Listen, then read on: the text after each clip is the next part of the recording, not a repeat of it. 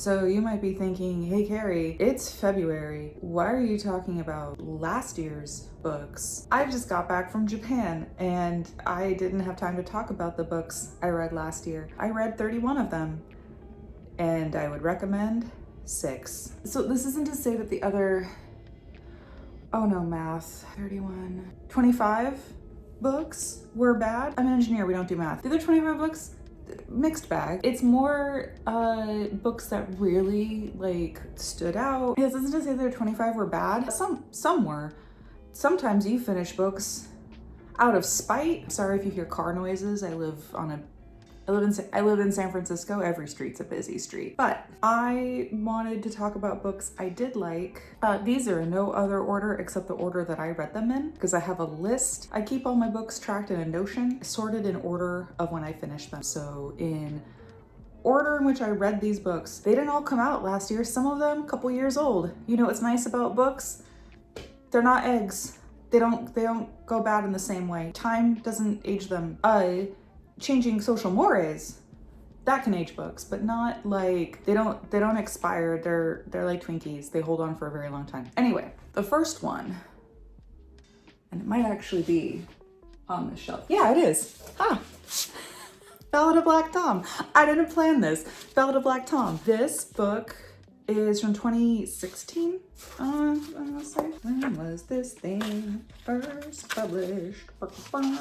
Copyright page says 2016. Yes, this came out in 2016. And if you like Lovecraft and hate racism, 10 out of 10. I've really been enjoying the trend over the last decade of, I don't want to say reclaiming, maybe that's not the word, but basically of just being like, you know, he doesn't get to define the whole genre. He is irrelevant because he's garbage. If you're not aware of what kind of garbage H.P. Lovecraft is, just go look up his cat's name. Go look up that cat's name. That's all you need to know about the man. Anyway, we don't need him anymore. We can do cosmic horror and leave him behind. Leave him behind. And so this book, fabulous. I loved it. I really enjoyed this.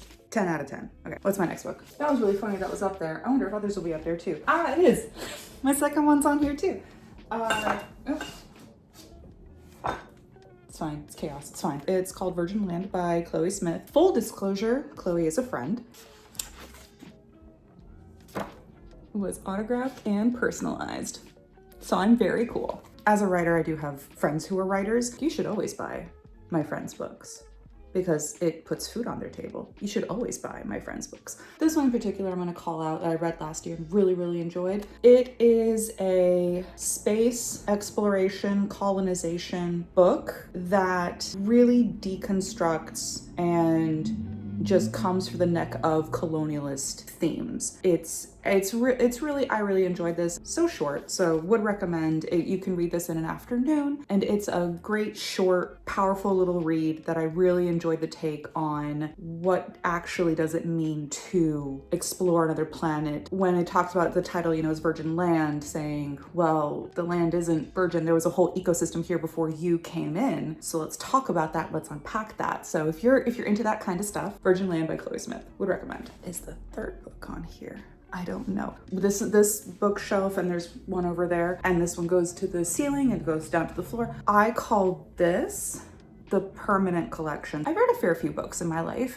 I'd like to read more. I wish I was faster. But when a book hits me a certain way, I buy it for my bookshelves because I want my bookshelves to be a representation of me. Like, these are books that meant a lot, that are very important to me. A lot of the books that I love and would recommend wound up in the permanent collection. Not all of them do. I'll love a book and not have it in the permanent collection. Those two I did. All right, who's next? Oh, I know I read a physical copy of this book. I used to work retail once upon a time, and whenever I had to find stuff on the shelves, impossible. I'm terrible at Where's Waldo. I can never find anything. Okay, it's one I read as a physical copy, but I don't see it as a physical copy, so I don't know. Maybe it's on the other bookshelf. This is the fiction and that's nonfiction, but like there's a lot of fiction over there because it's not really well organized. So one sec. All right, I give up. I don't know where this copy is. I'm gonna put a picture of it right here.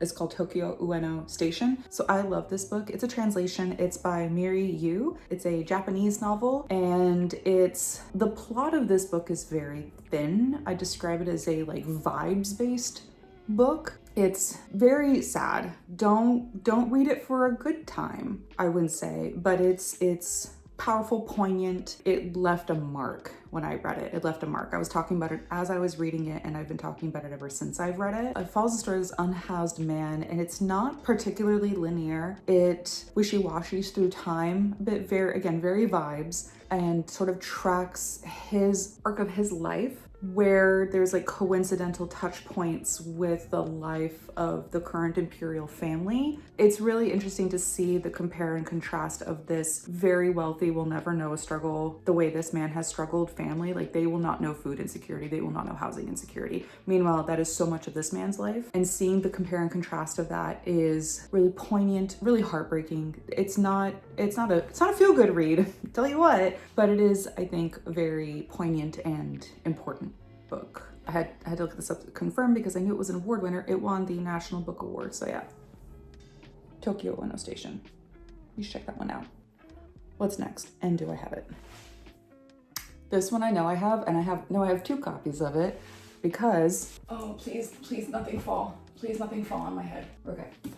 I bought the paperback to initially read, but then I loved it so much that I wanted to add it to the permanent collection, and when I can, I put hardcovers in the permanent collection. This is Lonely Castle in the Mirror, and big part of why I adore this book is because, so I wrote a book a little while ago that I would love to be able to query and sell someday, and one of the challenges I've had with that book was I had no comps for it. I hadn't read anything that did what I was trying to do in that book. Finally read something that did what I'm trying to do in that book. So this is a little special to me because of that. The glossiness is reflecting. I'm gonna switch to the paperback. This was also made into an anime, and I will say that I think overall the book was better. There are things the anime did better than the book did them. My one note on the book is that the ending is a little compact because this much of the book is a lot of breathing room. Everything moves at a very deliberate pace, not slow, deliberate. And then the back, like 10%, it just zips. And it felt a little jarring to be like, but this is really important emotional moments. Why are we rushing this? And so that, I think, is one of the things that I would comment on with the book. I actually should tell you what the thing is about, huh? What this book is about, junior high kids who are, you find this out a bit in, but it's not a huge spoiler. They're all not going to school. And while they are not going to school and their parents are going to work, a mirror in their room opens a portal into this castle, the lonely castle in the mirror. And the overarching story is that these kids have an opportunity to heal one another. And the way the ending comes together, I really loved how this book ended. There were moments where I was just like, not quite crying, but like a little on the edge. Like, I ran to my roommate and pointed at a specific line, like, I'm crying at a specific line in this book. So would recommend Lonely Castle in the Mirror. So that's 4 books. I have 2 more to go.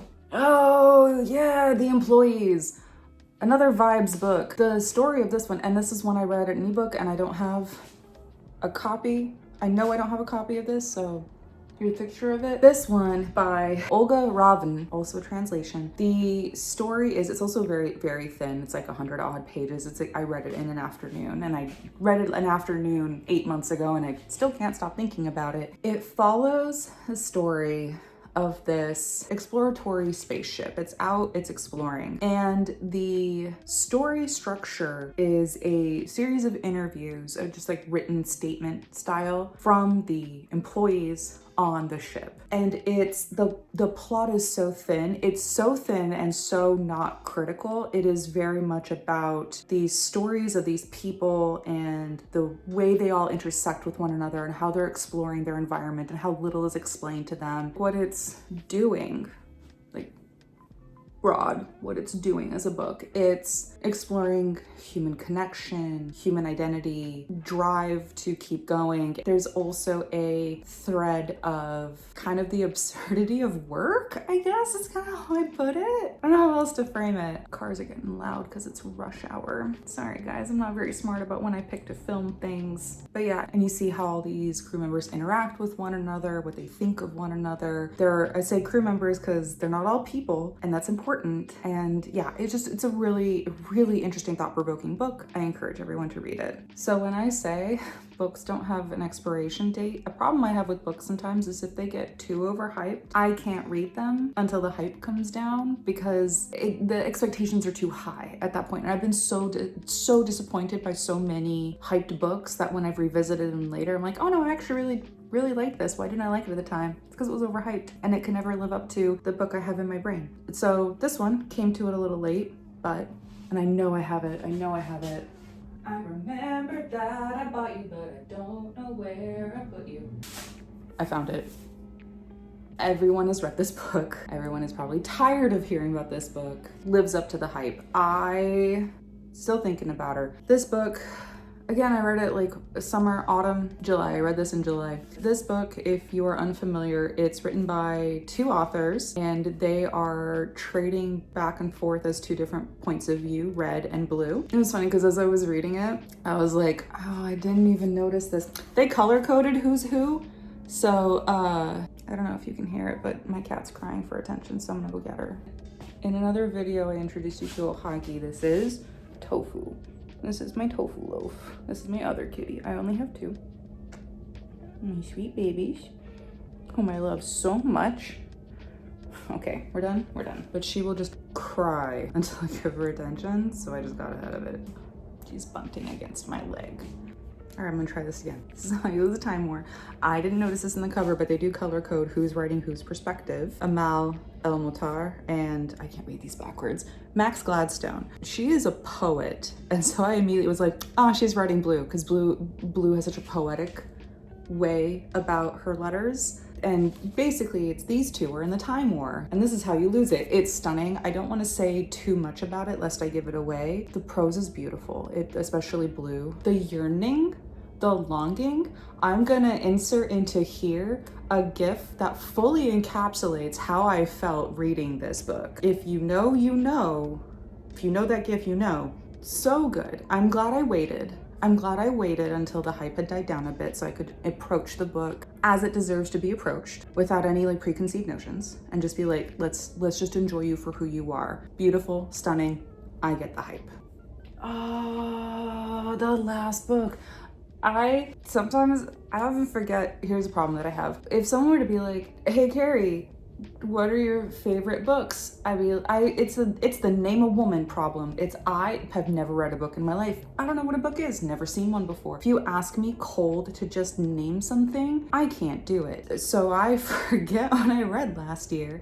And now looking over my list, it's on my laptop down here. Oh, this one was really good. It's one that I don't own yet. I probably should for how much I talk about this book. I probably should actually get like a hard copy of it because it should go in my permanent collection. Our Wives Under the Sea by Julia Armfield. Oh my God, where do I begin? I have a tendency of noticing to start in with the like, it was beautifully written, I love the prose, burr. And then like, what's it about though? So I'm gonna start with what's it about, and then I'm gonna talk about why I liked it. I'm gonna do it in the correct order this time. It's two women, one of whom went on a deep sea mission. She went on a deep sea exploration mission. She was supposed to come back within like a week. It was months, maybe a year before she returned, and she returned changed by the sea. And so the structure of the book is interleaving perspectives, where it is the wife who traveled and the lead up to her descent, and then the time spent below, and then the other wife, it's from her point of view of when her wife came back and the eventual dissolution of their relationship because of how changed her wife was. So it's time shifted, where basically where one story ends, the other picks up, but they're like this. It's about grief and loss and the dissolution of relationships. It's about love. It's about loving something enough to understand that your time together is done and letting go is what is needed. And the prose, I found myself having to reread so many sections because I was getting so lost in the beauty of the language that I was like, wait, there's a plot here, babe. You actually have to pay attention to what's happening. You can't just enjoy the words. I really do love, I'm very voice sensitive with books, which is why when I say like, oh, I can't recommend everything I've read, it's because some of it's just like, oh, this didn't really tickle my fancy because the voice didn't quite do it for me. If I talk about voice in a book, you know it's So this was a very voicey, beautiful, beautifully written book, beautifully written, lovely tragic book. Would recommend. I will caveat that I was sick when I read it, so it might not be quite as challenging. I probably would have an easier time now that I'm not sick, but it was dreamy and gorgeous and poetic and beautiful, and I would recommend that book so much. And again, you notice a lot of these books that I recommended didn't really come out this year. Like some of them did, maybe. I'm gonna put a list here for the ones that did come out this year. I feel like it's one of the reasons that I have a tough time with books on social media is because everything is so focused on the newest releases and everything fresh that's coming out, and that's what keeps you hot and hyping on the trend cycle. And I get that that's important. We do need to talk about and market new books so that those authors can sell well enough to have a career. If you ever want to hear about how hard it is to make it as a writer in this world, boy howdy, I can tell you. But also it's important to remember that a book's life, and honestly the way author careers are able to build over time, is through that long tail of sales, of readers, of people who caught on to your book and then go into your backlist and buy everything. That is where writing turns into a viable career. If you are honestly traditionally or non, if you are also self-publishing, getting someone hooked and having them buy your back catalog, that's the way that you can slowly build your career and actually be able to make a living off of it, so you could potentially do it more and not have to day job as much as most of us have to. Anyway, that's a little bit about the publishing industry and what publishing a book is like. It's a lot. It's challenging. Anyway, thank you so much for hanging out. I do hope you check out these books. If you happen to read them, let me know. I would love to hear your thoughts about them. I need other people to talk to about these books. Yeah, I have people to talk to about How You Lose the Time War, but like nobody is around talking about the employees, and I want to know. I want to hear your thoughts. Okay, bye.